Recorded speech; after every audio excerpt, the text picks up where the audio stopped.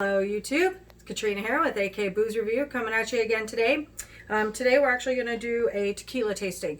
Now I was actually looking online for some Don Julio 70 reviews and I haven't found any except for like two, and it was in Spanish and I couldn't understand it because I'm not very linguistic. So I have Patron Diamond Platinum here, Patron Platinum, one of my favorite Patrons that they make besides the Roca line. I love the Roca line. And then the Don Julio 70, which is actually a white añejo. So I know that they're really not exactly the same because this is a silver or a blanco, and then this is the white añejo. But their taste profiles are pretty similar.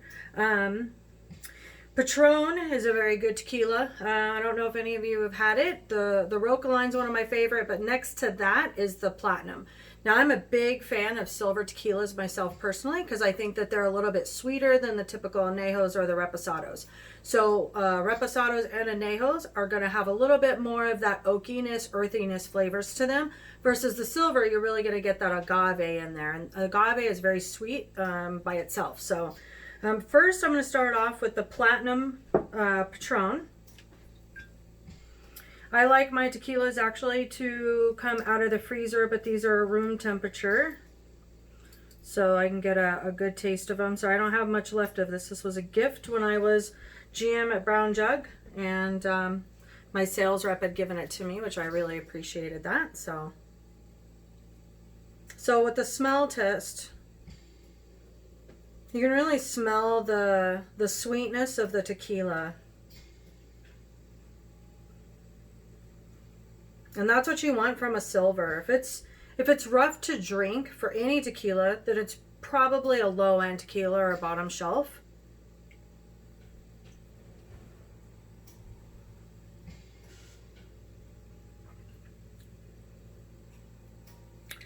So with the initial drink, you get the sweetness of the agave.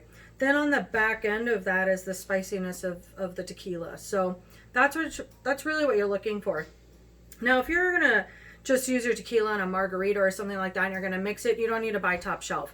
I personally don't make margaritas with a bottom shelf tequila because I'm kind of spoiled like that. I was a GM for 4 years at the largest liquor store in Alaska, and so I bought a lot of really good tequilas because I just love tequila.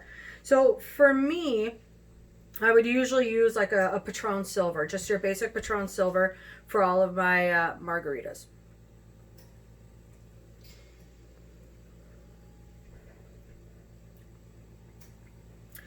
Very smooth for the Patron Platinum, but like I said, I like it. I've been drinking out of that bottle for quite a while now. It was a very large bottle, as you could tell. It's the 1.75. It lasts a very long time. The Don Julio 70 is just your standard 750 milliliter. So this Don Julio 70 is, now I've had this quite a few times, but I actually haven't had them tasting side-by-side comparison. So this is going to be perfect for me to be able to know out of both of them, because I enjoy both of them by themselves, which one actually tastes the best. Now with the Don Julio 70, there's not a lot of smell to it, not like the Patron. It's very subtle. You can barely smell the tequila. And that's about it. I mean, you don't really smell anything else but just that subtle hint of tequila.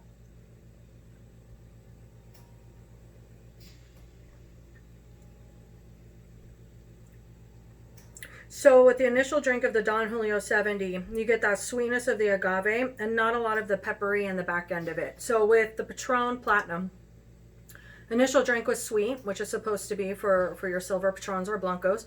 And then the back side of that, you get that the peppery aftertaste. The Don Julio 70, you actually don't get that peppery on the back end of it. It's really just a very subtle tequila.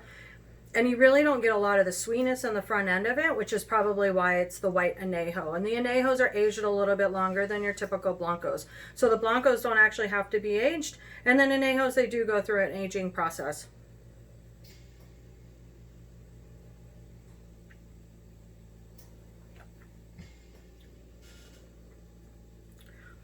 There's a little bit of the earthy tones, which is prevalent in añejos.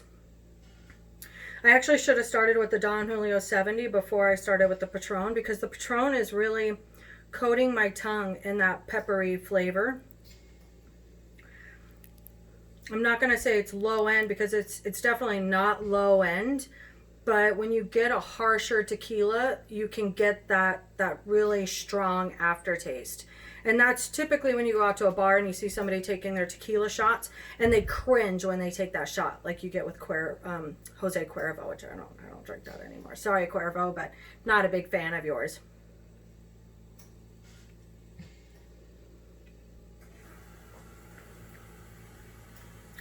Yeah, the Don Julio 70 really, it's not super sweet, but it's perfect. This is, like I said, one of my favorite tequilas, and there's not a lot of reviews out there. There's not a lot of white añejos, so a lot of distilleries don't make the white añejo because it is a harder process for them. If you get the opportunity to try a white añejo, I would really recommend it. Don Julio 70 is one of my favorites. It's my go-to for tequila on a regular basis. And if you really want the perfect margarita, then you'd want to mix it with this, and then that splash of Grand Marnier with it. So anyway, out of the two, I do enjoy the Don Julio 70 just a smidge better. But again, you know, this is good by itself, but you don't want to taste them side by side. So, yeah. All right. Thanks for watching. Subscribe to my channel and enjoy.